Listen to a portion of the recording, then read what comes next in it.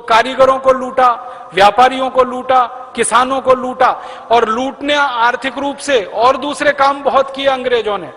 दूसरे काम क्या किए? जहां जहां अंग्रेज जाते थे लूटमार करने के लिए, किसी भी गांव और किसी भी शहर में, वहां अगर उनको हमारे देश की माताएं बहनें जो सुंदर हैं शरीर में दिखाई दे जाएं, तो अंग्रेज उनको छोड़ते नहीं थे बिना बलात्कार किए। धन तो लूटा ही हमारा, हमारी मां बहन बेटियों की इज्जत भी लूटी उन्होंने।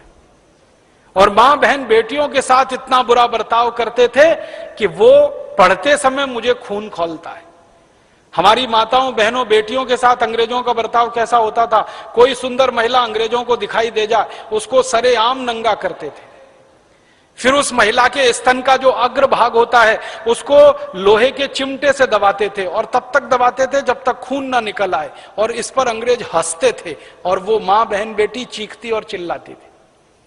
जब वो बेढल हो जाती थी, गिर पड़ती थी, तब अंग्रेज उसके साथ बलात्कार करते थे और सामूहिक बलात्कार करते थे, और बाद में उसकी गर्दन काट देते थे और उसको फेंक के चले जाते थे। ये अंग्रेज किया करते थे।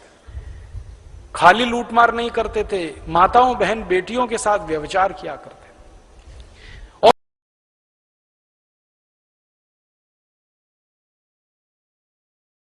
कानून का उदाहरण देता हूं, यहां माताएं बहनें बहुत बड़ी संख्या में आई हैं। इनको ध्यान में रखकर एक बात कहना चाहता हूं। जब अंग्रेजों की सरकार चला करती थी तो उनका एक तरीका था भारतवासियों पर अत्याचार करने का। तो वो किसी किसान पर अत्याचार करते थे लगान वसूलने के लिए। किसानों से लगान लिया जाता था और वो 90% होता था। किसान अगर 100 क्विंटल अनाज पैदा करे तो 90 क्विंटल अंग्रेजों को देना पड़ता था। जो किसान चुपचाप देते थे अंग्रेज उनको छोड़ते थे, और जो किसान नहीं देते थे लगान, अंग्रेज उनके ऊपर अत्याचार किया करते थे। तो अत्याचार में पहला काम क्या होता था? किसानों को कोड़े से पीटा जाता था। कोड़ा आप जानते हैं, चमड़े का एक बनाते हैं, उसमें लोहे की कील लगाते हैं और वो मारा जाता था। 100 कोड़े किसानों को मारे जाते थे सिर्फ इसलिए कि वो लगान नहीं दे सकते। ज्यादातर किसानों की स्थिति ये होती थी कि 5 से 7 कोड़ा खाते खाते बेहोश हो जाते थे। 100 कोड़ा पड़ते पड़ते तो उनकी मृत्यु हो जाती थी, प्राण निकल जाते थे। ज्यादातर किसानों के साथ ये होता था। फिर अंग्रेज वहां तक रुकते नहीं थे, किसान को कोड़े से मार डाला, फिर उसके परिवार की मां बहन बेटियों का शील हरण करते थे। मां बहन बेटियों के कपड़े उतारे जाते थे, पूरे गांव में उनको नंगा घुमाया जाता था। फिर अंग्रेज अधिकारी सबके सामने उनका शील भंग करते थे, बलात्कार करते थे, और सारे अंग्रेज अधिकारी इसमें शामिल रहते थे। इससे अंग्रेज अधिकारियों को अपनी वासना शांत करने का तो रास्ता खुलता ही था, उनको अत्याचार और हैवानियत दिखाने का भी रास्ता खुलता था। परिणाम क्या होता था? किसानों के घरों से शिकायत आती थी, मेरी मां से बलात्कार हुआ, मेरी बहन से बलात्कार हुआ, मेरी बेटी से बलात्कार हुआ।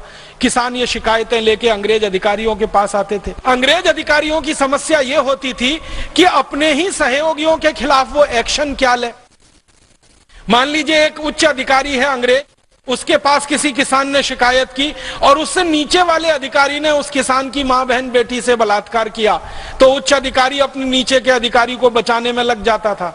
और उसको बचाने के लिए अंग्रेजों ने फिर एक रास्ता निकाला और उस रास्ते को कानून में बदल दिया। बलात्कार के खिलाफ अंग्रेजों ने कानून बनाया सबसे पहला, और उस कानून में व्यवस्था यह की कि जिस मां बहन बेटी के ऊपर बलात्कार होगा उस मां बहन बेटी को अंग्रेजों की अदालत में आकर सिद्ध करना पड़ेगा कि उसके ऊपर बलात्कार हुआ है। जिस अंग्रेज ने बलात्कार किया है उसको कुछ सिद्ध नहीं करना पड़ेगा, और जब तक सिद्ध नहीं होगा तब तक वो अंग्रेज अभियुक्त नहीं माना जाएगा, उसको पापी नहीं माना जाएगा, अपराधी नहीं माना जाएगा। ये कानून बना दिया अंग्रेजों ने। कानून बनते ही बलात्कार की बाढ़ आ गई पूरे देश में। हर गांव में, हर शहर में माताओं बहन बेटियों की इज्जत से अंग्रेजों ने खेलना शुरू किया, क्योंकि अंग्रेजों को मालूम था कि कोई भी मां बहन बेटी अदालत में यह सिद्ध कर ही नहीं सकती कि उसके ऊपर बलात्कार हुआ है। कानून की गलियां ऐसी टेढ़ी बनाई गई कि किसी भी मां बहन बेटी को यह सिद्ध करना एकदम असंभव हो जाए कि उसके ऊपर बलात्कार हुआ है।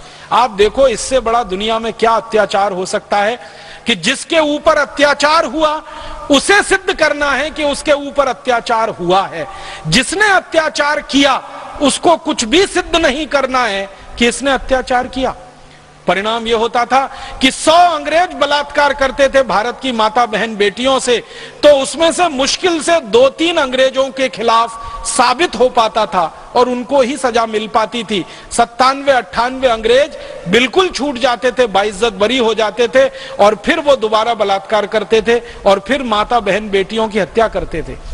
हमारे पास दस्तावेज हैं कई अंग्रेज अधिकारियों के, जिन्होंने अपनी पर्सनल डायरी में यह लिखा है। एक अंग्रेज अधिकारी था, उसका नाम था कर्नल नील। उसकी डायरी है, उसकी डायरी के कुछ पन्ने हैं फोटोकॉपी के रूप में। उसमें वो लिख रहा है कि जहां जहां मेरी नियुक्ति हुई भारत में, उसकी नियुक्ति कई जगह पर हुई थी। वाराणसी में वो रहा, इलाहाबाद में वो रहा, बरेली में वो रहा, दिल्ली में वो रहा, बदायूं में रहा, कई जगह उसकी नियुक्ति हुई। तो कर्नल नील अपनी डायरी में लिख रहा है कि जहां जहां मेरी नियुक्ति हुई, कोई दिन ऐसा बाकी नहीं गया जब मैंने किसी भारतीय मां बहन बेटी का शील हरण नहीं किया। ये नील की डायरी के अपने लिखे हुए शब्द हैं। आप सोचिए कितने हैवानियत वाले थे ये सब अंग्रेज, और ये सब किया उन्होंने कानून की मदद से किया।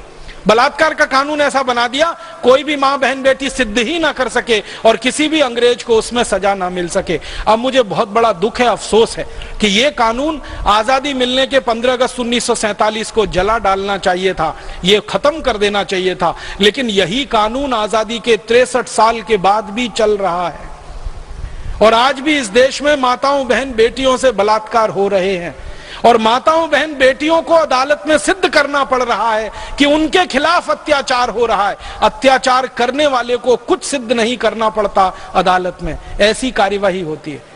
आप जानते हैं किसी भी मां बहन बेटी को खुलेआम सरेआम जवाब ऐसे सवाल पूछें कि उसके साथ बलात्कार हुआ या नहीं हुआ, वो अगर सभ्य है, थोड़ी भी सुसंस्कृत है, जवाब नहीं दे सकती है, उत्तर नहीं दे सकती है और उसके मौन का फायदा उठाकर ये कानून हमारे देश की करोड़ों मां बहन बेटियों से खिलवाड़ करता है।